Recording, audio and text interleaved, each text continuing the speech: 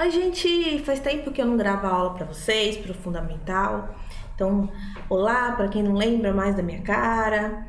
Então, hoje a gente vai falar sobre o contexto do pós-abolição. Então, a abolição é em 1888, finalzinho então do século XIX, comecinho do século XX. Então, a gente vai falar como que ficou a vida das pessoas após a abolição da escravidão. Antes disso, a gente tem que lembrar que os motivos que levaram à abolição da escravidão não foram motivos humanísticos, assim, ai, vamos acabar com a escravidão porque a gente está admitindo, assumindo que ela é ruim, que não se faz isso com ninguém, que os negros são iguais aos brancos. Não, não foi isso. Infelizmente, a escravidão acabou principalmente por pressão internacional. A gente dependia economicamente da Inglaterra, e a Inglaterra já tinha abolido a escravidão fazia tempos, e a Inglaterra já estava fazendo seu processo industrial. Lembra? A gente viu lá no começo do ano a industrialização na Inglaterra. Então a Inglaterra já está fazendo seu processo industrial, e para ela não é mais interessante um mundo onde tem escravidão. É interessante um mundo onde tem um outro tipo de trabalho, que é o trabalho que a gente tem hoje, que é o trabalho assalariado. Então, o escravo, se você for parar para raciocinar, ele não recebe salário, ele não recebe nada pelo seu trabalho. E quem não recebe nada, como que vai comprar coisas importadas lá da Inglaterra? Então, esse era o interesse da Inglaterra, né? Além disso, então, a Inglaterra queria mão de obra assalariada para as pessoas consumirem os seus produtos. Também, quando o grande proprietário de terra ele compra um escravo, o escravo é muito caro, então ele investe muito dinheiro no escravo e ele acaba então não conseguindo também consumir produtos da Inglaterra. Então o consumo se barra pelos dois lados, né? Então você tem essa pressão internacional, você também tem um movimento de ideias, o mundo ele já está mudando, o capitalismo industrial ele já está vindo com força, e você tem o pensamento liberal. Lembra que a gente falou do iluminismo? Que dizia lá o iluminismo, né, nas vésperas da Revolução Francesa, os ideais da Revolução Francesa? As pessoas são livres e iguais. Então, como que você tem um movimento tão forte que fez a independência dos Estados Unidos, fez a Revolução Francesa, tanto que diz isso, que as pessoas são livres e iguais, e você admite escravidão? Então, esse movimento também está chegando aqui no Brasil. Você tem um movimento abolicionista no Brasil, que não é muito forte, mas existe. E você também tem, claro, a resistência dos escravos. Então, você cada vez tem mais revoltas de escravos, mais quilombos se fortalecendo. Então, é uma série de motivos que levou à abolição da escravidão. Não foi a bondade da princesa Isabel. Sinto muito, mas não foi isso. Enfim, o ponto aqui hoje, então, é a inserção do Brasil nesse mundo novo que está se reorganizando. E o que a gente vai falar, então, de forma central, que é o que a gente vai desenrolar ao longo do vídeo? Como ficou a vida desse ex-escravo após a abolição? Já adianto que não ficou boa. Por quê?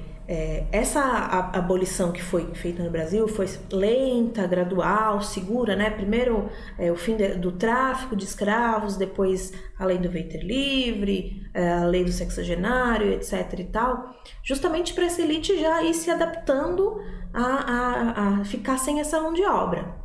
Então, todo o processo de abolição foi feito para privilegiar não os ex-escravos, e sim a elite que era escravocrata, né? Tinha esses escravos.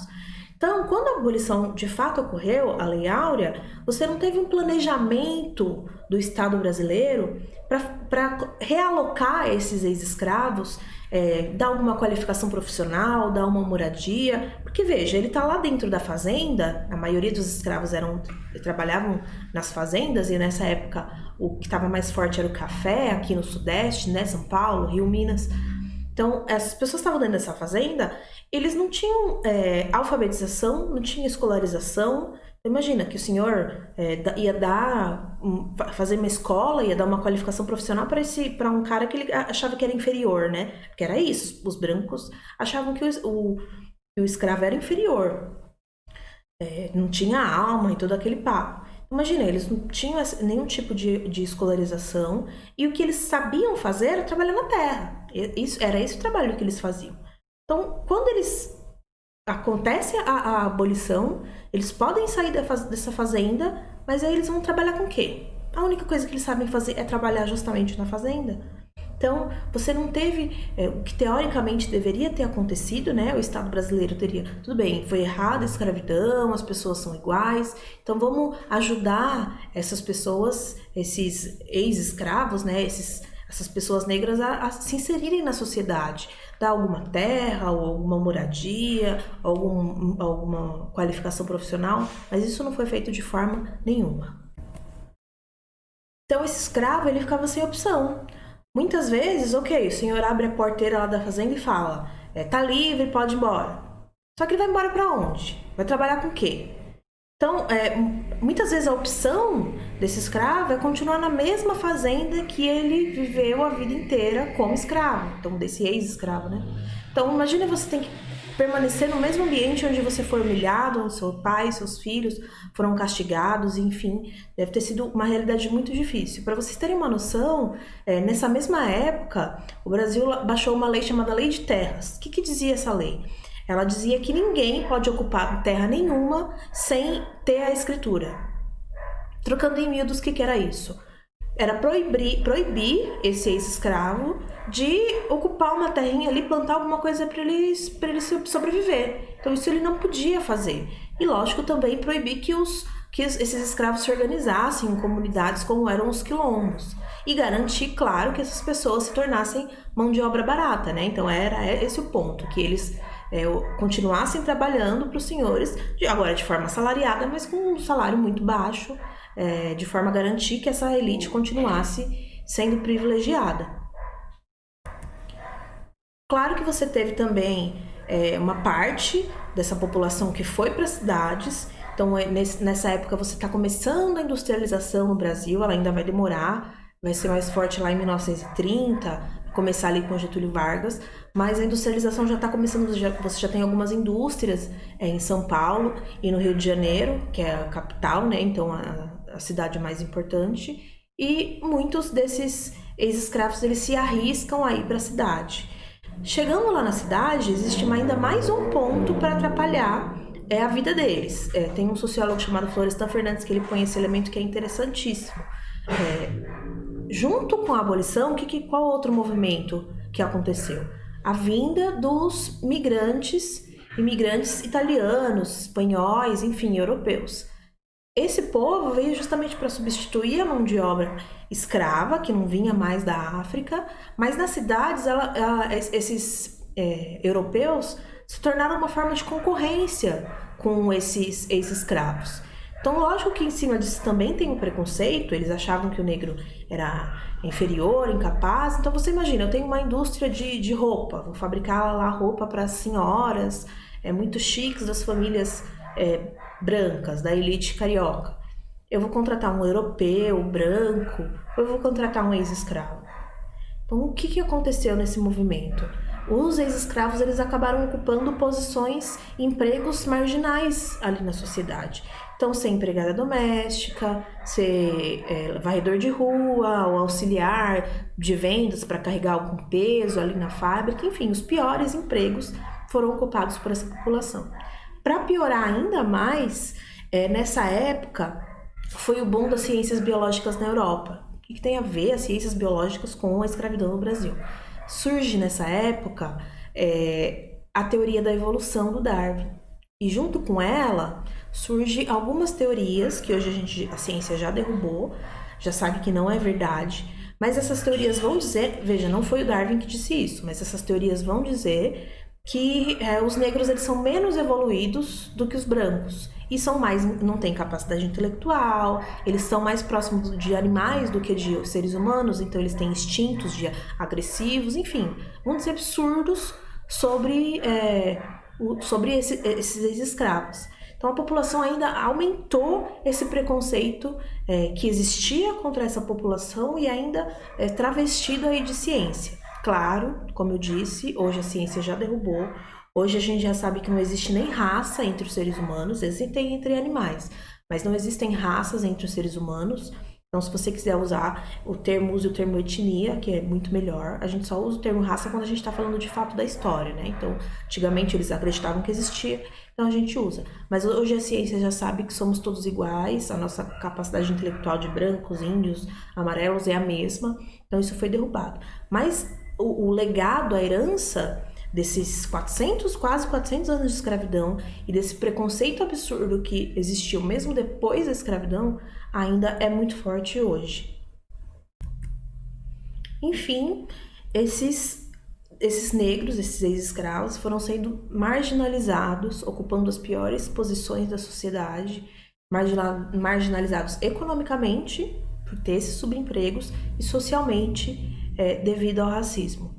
Então, eu vou falar para vocês 4 eventos que aconteceram nesse contexto, para a gente ver os efeitos práticos desse racismo e dessa exclusão social e conseguir enxergar se eles vêm ou não até hoje em dia.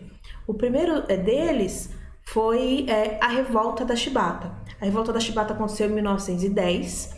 Ela foi realizada por marinheiros negros contra castigos corporais. Então, veja, já passou mais de 10 anos da abolição da escravidão e você tinha uma lei da Marinha, uma lei antiga ainda da época do Império, que permitia castigos corporais contra os marinheiros.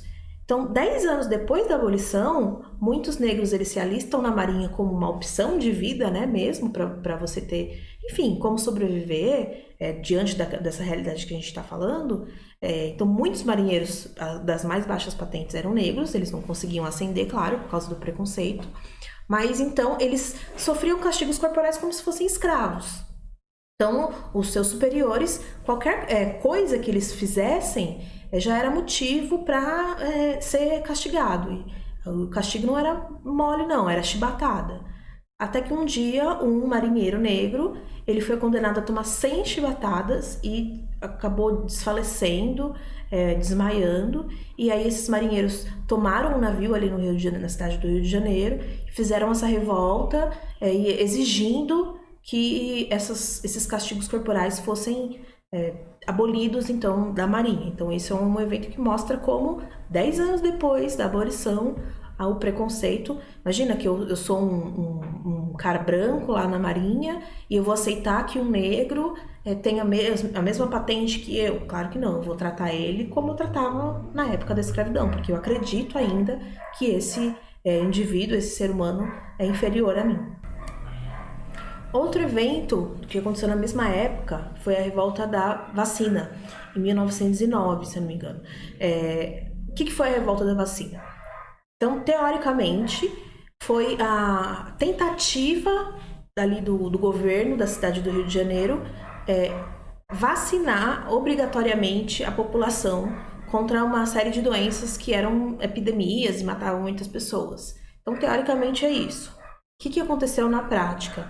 Como eu disse, teve o boom lá das ciências biológicas na Europa e a Europa já estava fazendo isso também, tentando dar outra cara para a cidade. Então lembra que as cidades eram muito mal estruturadas, eram muito sujas, era muito normal você ter epidemias que matavam muitas pessoas. Então eles estavam tentando limpar as cidades, abrir ruas mais amplas, enfim, reestruturar a cidade de forma mais higiênica. Isso teoricamente é bom, né?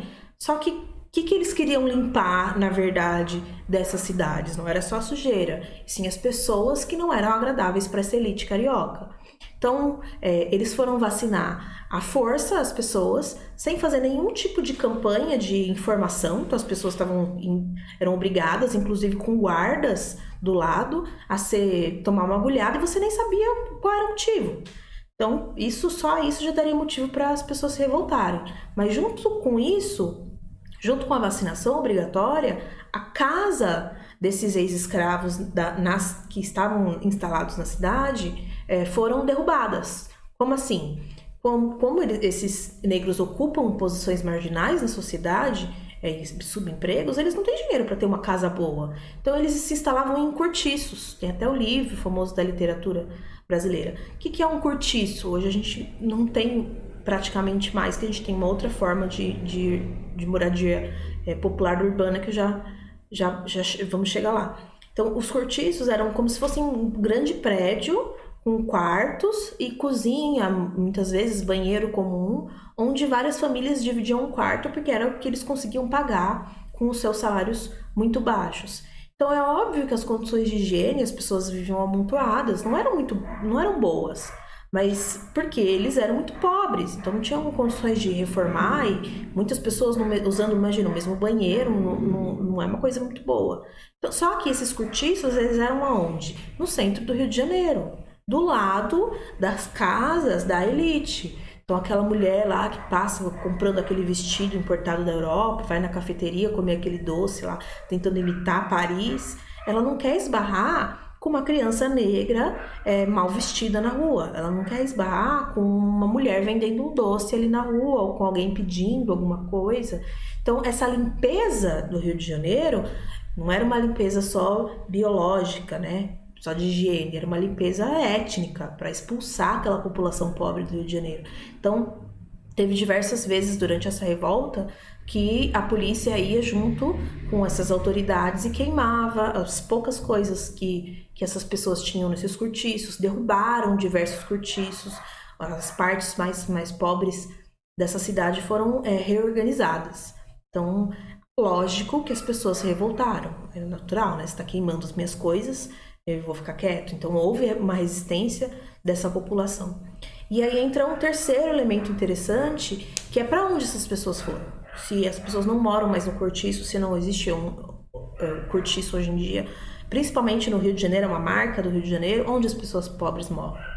Então, se a gente lembrar, o Rio de Janeiro, São Paulo também, né? O litoral, ele é muito estreito. Logo em seguida vem o quê? A serra. Então, para onde essas pessoas foram?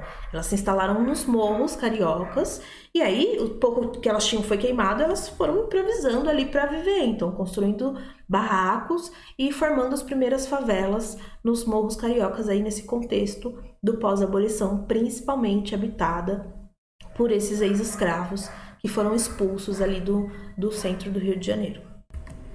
E aí vem junto o quarto elemento, que é o surgimento de um patrimônio cultural hoje que a gente reconhece muito como brasileiro, mas naquela época ele não era reconhecido, que é o samba. O que é o samba? É justamente o cantar desse povo tão sofrido, tão humilhado, que está ali nos morros, nas favelas, vivendo muito mal, mas que vai se expressar tanto essas tristezas quanto a alegria de viver, né? Porque as pessoas elas querem se manifestar e querem ter momentos de alegria, de distração. E aí junta com elementos de percussão típicos africanos e o que surge ali é o samba. No início, as escolas de samba, os desfiles de samba, o avô do carnaval, ele era proibido. Os desfiles de rua eram proibidos. Então, olha, para vocês terem uma noção como tudo se conecta aí. Enfim, o que eu queria mostrar para vocês é que o pós-abolição ele foi muito difícil, que a escravidão, a herança da escravidão e o preconceito ele não acaba com a abolição da escravidão, ele continua muito forte e ele continua ao longo da história do Brasil. Então essas teorias raciais que eu falei para vocês que diziam que o negro era incapaz, não era evoluído, elas eram ainda muito fortes em 1930, em 1940. Então, por que vocês acham que trouxeram para o Brasil italianos, espanhóis, europeus brancos? Por que não outros africanos? Ou, enfim, porque eles queriam justamente branquear a população. O preconceito era tão grande que eles achavam que... Inclusive, teve um teórico brasileiro chamado Oliveira Viana, pode pesquisar aí na internet. Ele foi membro da Academia Brasileira de Letras, considerado um dos maiores intelectuais da época, e ele dizia com todas as letras nos livros dele que o grande problema do Brasil era a presença de raças inferiores, principalmente o negro, também o indígena, mas quem não fosse branco, né? Então, era feito o possível para eliminar essa população, e uma das soluções, inclusive, que o Getúlio Vargas colocou como projeto de Estado, foi o branqueamento da população, então estimular a vinda desses imigrantes. Então, tudo isso, pessoal, ainda tem uma herança muito forte na realidade brasileira. Então não é assim de um dia para o outro. Imagina, se depois de 40 anos da abolição ainda isso é muito forte, será que até hoje isso não tem heranças? Então, para vocês fazerem uma conta rápida, a minha bisavó daria para ter sido escrava, se a gente. Porque minha avó nasceu em 1930, mais ou menos. Então a minha bisavó poderia ter sido nascido escrava. Então, se você for fazer as contas, não faz tanto tempo assim toda essa realidade. Será que isso então não se arrastou até hoje? E aí a resposta é dada pelos números. Se você for analisar os números de pesquisas que são feitas, a maior parte da população carcerária é negra ou parda, sendo que a maior parte da população brasileira não é negra e parda. A maior parte da população desempregada é negra ou parda. A maior parte da população sem escolarização, então sem acesso à universidade, é negra e parda. Os negros e os pardos têm menos anos, né, de estudo, uma renda bem menor. Então, os negros ganham salários menores do que os brancos. Então, qual a explicação para esses números, se não esse legado da escravidão e do preconceito? Então, eu espero que vocês pensem, que vocês tenham gostado, tenham entendido. E não é uma coisa que ficou para trás, é uma coisa que está presente na história do Brasil. E que mandem dúvidas. Então, o final do ano está chegando. A gente está quase se despedindo, mas ainda vou gravar mais uma. E, enfim, obrigado e até o próximo vídeo.